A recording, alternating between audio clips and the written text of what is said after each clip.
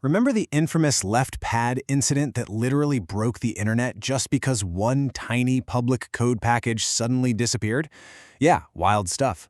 If you've ever dealt with the absolute chaos of a broken build from a missing dependency, or if your deployments are just crawling because of massive file transfers, well, you're definitely in the right place. Today, let's dive into this explainer and figure out how we can finally tame those messy dependencies and supercharge our CI/CD pipelines using modern artifact repository managers. These tools, they essentially act as the secure backbone of your entire software supply chain. Here is what we're looking at today. Section 1. The Artifact Repository Showdown. Section 2. Comparing Nexus and JFrog. Section 3. Jenkins Pipeline Integration. Section 4. Python Package Management. And Section 5. DevOps ROI and Conclusion. We're going to move fast, sizing up the market leaders before rolling up our sleeves for some practical Jenkins and Python integrations, and then tying it all back to your real-world return on investment. Section 1. The Artifact Repository Showdown, exploring the landscape of artifact management.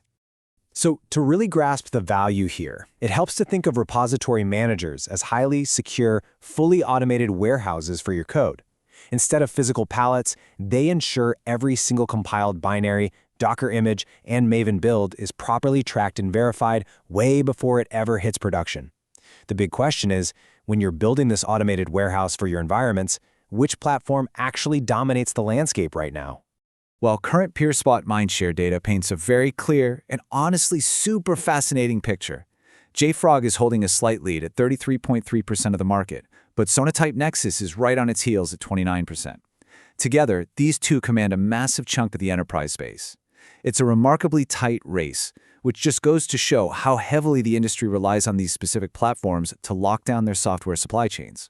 Section 2. Comparing Nexus and JFrog.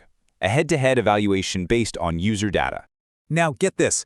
Despite that mindshare gap we just talked about, user satisfaction is practically a dead tie. According to peer reviews, professionals rate JFrog an 8.6 out of 10 and Nexus an 8.5.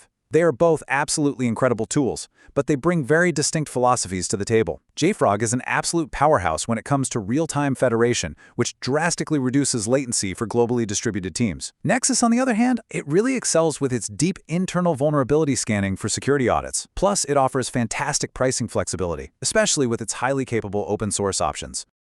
Just imagine slashing your artifact management overhead by 70%. Seriously, that is exactly what one enterprise cloud architect achieved just by implementing these systems. Think about what your engineers could actually build with all that time back.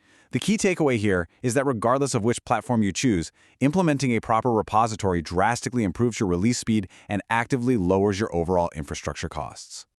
But when it comes to sheer community loyalty, there is one metric that's just impossible to ignore. An incredible 100% of surveyed Sonatype Nexus users are willing to recommend it to a peer. Literally all of them. Because of this overwhelmingly positive consensus and its robust free tier, Nexus is going to be the perfect candidate for our technical deep dive today. Section 3. Jenkins Pipeline Integration. Automating artifact uploads in CI/CD. Okay, we've talked a lot about the why, but now let's seamlessly integrate Nexus with a Jenkins automation server so we can take manual uploads completely out of the equation. Before you write a single line of Jenkins code, you first need to configure Nexus by creating a dedicated Maven 2 hosted repository.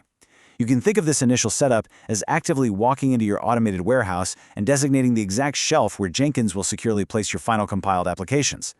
With that shelf ready to go, the pipeline script becomes a beautifully linear flow. You move systematically from a Git checkout straight into compiling your code in the build stage. From there, you rapidly run your tests, package your artifact, like a WAR file, for example, and immediately push it to Nexus in the final upload stage. The whole process is fast, clean, and totally automated. Now, to execute that final upload flawlessly, Jenkins relies on the Nexus Artifact Uploader plugin. Think of this plugin as a highly secure, heavy-duty bridge connecting your build factory directly to your storage warehouse. It safely carries vital parameters across, like your group ID, repository name, and target files, straight across the pipeline, ensuring everything arrives exactly where it belongs without ever exposing your credentials. Section 4. Python Package Management. Optimizing PyPy dependencies. Pivoting away from Java for a second, Python developers face a pretty massive challenge: a heavy reliance on the public Python package index. Repeatedly pulling public downloads creates severe bandwidth drains, and worse, it risks exposing your entire supply chain to external outages. The ultimate fix? Configuring a three-part architecture in Nexus. First, a PyPy proxy that locally caches public packages. Next, a PyPy hosted repository for your private internal code. And finally, a PyPy group that combines both the proxy and the hosted repos into one unified URL. You aren't just caching here. You're actively immunizing your builds against public network failures. What this does is create a brilliantly elegant workflow for your engineers. It's a complete separation of concerns. Developers use the Twine tool to push proprietary, custom-build code upward, directly into the PyPI-hosted repository. Meanwhile, when it's time to install dependencies, they simply use pip configured to the combined group repository. Pip seamlessly pulls everything down, automatically searching both the local cache of public packages and your private packages at the exact same time. To eliminate any manual friction, you just tweak the developer's local pip config file. By setting the index URL here, all workstation requests are automatically and securely routed through your Nexus instance. Just remember to append the word simple to the end of your URL so pip recognizes it. And hey, if you're running Nexus internally without an HTTPS certificate, be sure to define the trusted host parameter. Once that's set, the whole process is totally invisible to the developer. Section 5. DevOps ROI and Conclusion. Connecting the technical to the business value.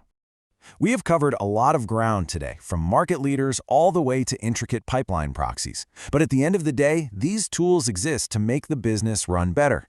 By adopting a tool like Nexus, you guarantee high availability for consistent deployments. You achieve rock-solid traceability, meaning you know exactly what code went where. You enforce rigorous security through internal vulnerability scanning. And you drive major cost efficiency by dropping your bandwidth usage.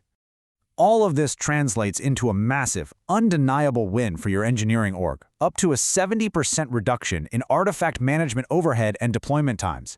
That is a truly transformational metric for literally any team trying to scale their output while keeping a tight grip on security and quality.